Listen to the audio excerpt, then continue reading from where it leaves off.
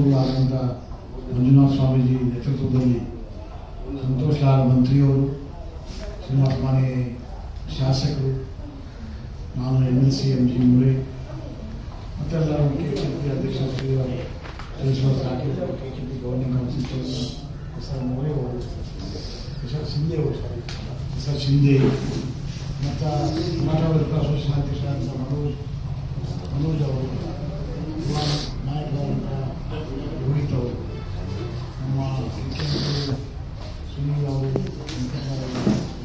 ಎಲ್ಲರೂ ಇಡೀ ರಾಜ್ಯದಿಂದ ಬೆಳಗಾವಿ ಬೀದರ್ ಎಲ್ಲ ಮುಖಂಡರು, ಸಂಘ ಸಂಸ್ಥೆ ಪದಾಧಿಕಾರಿಗಳು ಎಲ್ಲ ಪಾಲ್ಗೊಂಡು ಸುಮಾರು 6 ಗಂಟೆ ಚರ್ಚೆ ಮಾಡಿ ಮಂಥನೆ ಮಾಡಿ PPT ಮುಖಾಂತರ ಪ್ರೆಸೆಂಟೇಷನ್ ಕೊಟ್ಟು ಒಂದು ನಿರ್ಣಯಕ್ಕೆ ಬಂದಿದ್ದೀವಿ.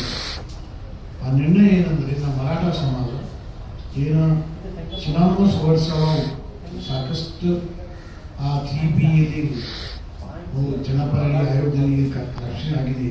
ಅದು 7 ಜಾತಿಗಳು ಹೆಸರು ಅವಕಾಶ ಇವೆಲ್ಲ ದೂರ ಮಾಡಿ ಒಂದೇ ಹೆಸರು, ಧರ್ಮದ ಕಾಲದಲ್ಲಿ ಹಿಂದೂ, ಜಾತಿ ಕಾಲದಲ್ಲಿ ಮರಾಠ, ಉಪಜಾತಿ ಕಾಲದಲ್ಲಿ ಉಡುಪಿ ಮತ್ತು ಮಾತೃಭಾಷೆ ಮರಾಠಿ ಇಷ್ಟು ಬರೀಬೇಕಂತ ನಿರ್ಣಯ ಮಾಡಿ ಆ ನಿರ್ಣಯ ಎಲ್ಲರೂ ತಿಳಿಸ್ತಾ ಇದ್ದೀವಿ.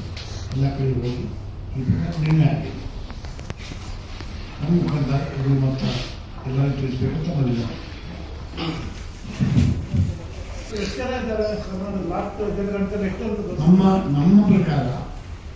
ನಮ್ಮ ಪ್ರಕಾರ ನಾವು 40 ಲಕ್ಷ ಅಂತೀವಿ.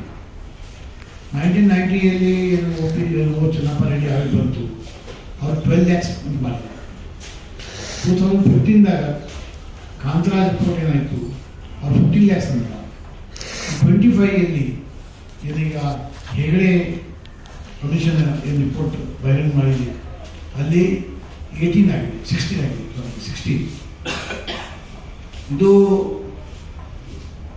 ನಮಗೆ ಕಡಿಮೆ ತೋರಿಸ ಅಂತ ನಾವು ಇದು ತಿರಸ್ಕೃತ ಮಾಡಿ ಮತ್ತೆ ಸಮೀಕ್ಷೆ ಮಾಡಬೇಕಂತ ನಾವು ಕೇಳಿದ್ವಿ ನಮ್ಮ ಸಮಾಜ. ಆ ಪ್ರತಿ ಸಮೀಕ್ಷೆ ಆಗ್ತಾ ಇದೆ, ನೋಡ್ಬೇಕು. ಎಷ್ಟು ಉಪಜಾತಿಗಳಿವೆ?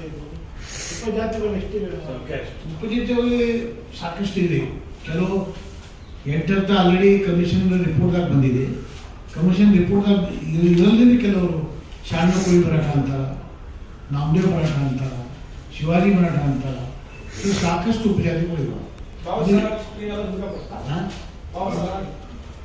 ಬಹುಸಾರ ಮರಾಠ ಅಂತಾರ ಅವರು.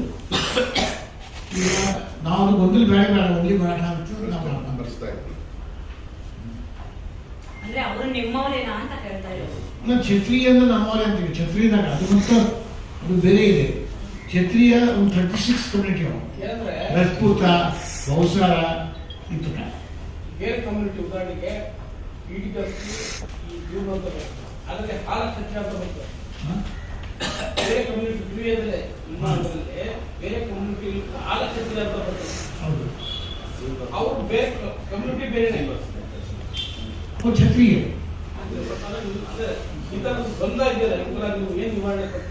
ಕ್ಷತ್ರಿಯ ಕ್ಷತ್ರಿಯರೇ ನಾವು ರಜಪೂತರು, ಮರಾಠ, ಈವನ್ ನಮ್ಮ ಬಂಜಾರನು ಕ್ಷತ್ರಿಯರು ಅಂತ ಅಂತಾರೆ. ಅದು ಮಾತು ಬೇರೆ. ಯಾವ ನಾವು 3Bದಾಗ ಇದ್ದೀವಿ, ಕೆಲವು 2Aದಾಗಿದ್ದಾರೆ.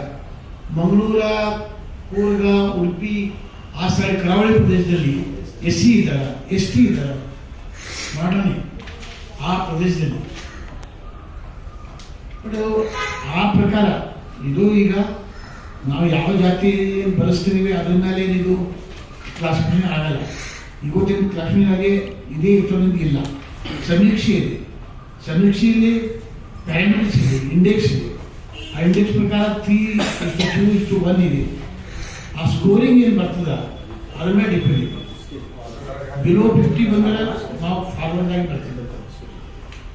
ಅಬೌವ್ 50 ಬಂದರೆ ಹಿಂದುಳಿದ, ಅತಿ ಹಿಂದುಳಿದ ಈ ಪ್ರಕಾರ ಬರ್ತದೆ. ಸುಬ್ರಹ್ಮಣ್ಯ ಸಮೀಕ್ಷೆ ಏನು ಅಂದರೆ ನೀವು ಏನೇ ಉಪಕರಣಗಳು ಬಂದು ಮರಾಠಿ ಅಂತ ಬಳಸ್ಕೊಟ್ಟು ಮರಾಠಿ ಭಾಷೆ ಮುಂದೆ ಬಂದು ಇಲ್ಲ ಪರವಾಗಿಲ್ಲ. ನಮ್ದೇನು ಗಾಳಿ ಒಂದು ಒಂದು ಡೋಪನ್ನ ಒಂದು ತೀರ್ಮಾನ ತಗೊಂಡ್ವಿ. ಧರ್ಮ ಅಂದರೆ ಹಿಂದೂ, ಜಾತಿ ಅಂದರೆ ಮರಾಠ ಕಾಸ್ಟ್, ಉಪಜಾತಿ ಕುಣಬಿ, ಸಬ್ ಕಾಸ್ಟ್, ಮಾತೃಭಾಷೆ ಮದರ್ ಟಂಗ್ ಮರಾಠಿ, ಇಷ್ಟು ನಾವು ಬರಬೇಕು ಅಂತ ಹೇಳ್ತಾ ಇದ್ದೀವಿ.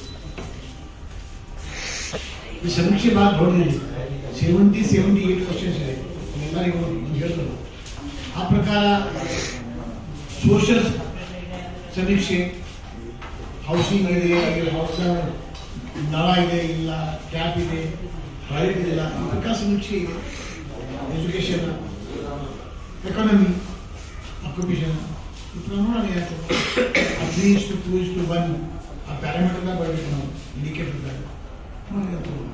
ಬಟ್ ನಮ್ದು ಈಗ ನಮ್ಮ ಮುಖಾಂತರ ನಾವು ಏನು ತಿಳಿಸ್ಬೇಕಂತ ನಮ್ಮ ಜನಾಂಗ ಹಿಂದೂ ಧರ್ಮ ಅಂತ ಬರೀಬೇಕು, ಜಾತಿ ಅಂದರೆ ಮರಾಠ ಬರೀಬೇಕು, ಉಪಜಾತಿ ಕುಣಬಿ ಬರೀಬೇಕು, ಮಾತೃಭಾಷೆ ಮರಾಠಿ ಮನೆಯಲ್ಲಿ ಈಗ ಬೇರೆ ಜಾತಿ ಬಳಸಬಾರ್ದು.